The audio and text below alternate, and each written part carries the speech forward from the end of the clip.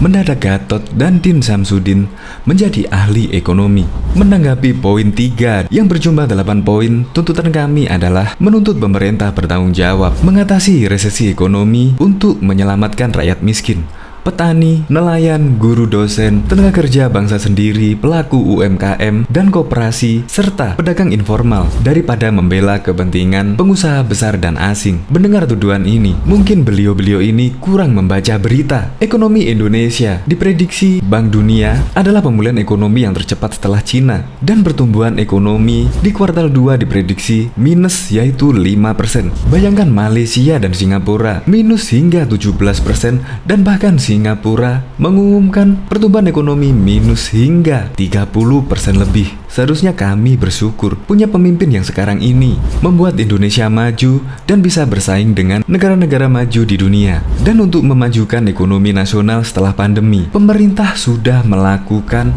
jauh sebelum deklarasi kami, dan pemerintah sudah mengalokasikan dana 405 triliun untuk mengatasi pandemi ini, yaitu adalah pertama, jaringan untuk pengamanan nasional sebesar 110 triliun dengan perinciannya sebagai berikut: penambahan penyaluran program Keluarga Harapan untuk 10 juta keluarga yang menerima manfaat senilai 8,3 triliun, tambahan sembako untuk 4,8 KPM dari 15,2 juta penerima menjadi 20 juta penerima sebesar 10,9 triliun, tambahan kartu prakerja sebesar 10,9 triliun, diskon tarif listrik untuk pelanggan 450 dan 900 sebesar 3,9 triliun, tambahan intensif perumahan bagi masyarakat berpenghasilan rendah sebesar 1,5 triliun, program jaringan pengamanan sosial lainnya sebesar 30,8 triliun. Banyak lagi. Yang kedua adalah cadangan untuk pemenuhan kebutuhan pokok dan operasi pasar logistik sehingga harga-harga tetap stabil sebesar 25 triliun. Ketiga, penyesuaian anggaran pendidikan senilai 20 triliun. Dan berkali-kali Sri Mulyani mengatakan kalau hutang terhadap GDP Indonesia masih jauh terhadap level membahayakan dan sangat aman. Berkali-kali, bahkan berpuluh-puluh kali, Menteri Keuangan Sri Mulyani mengatakan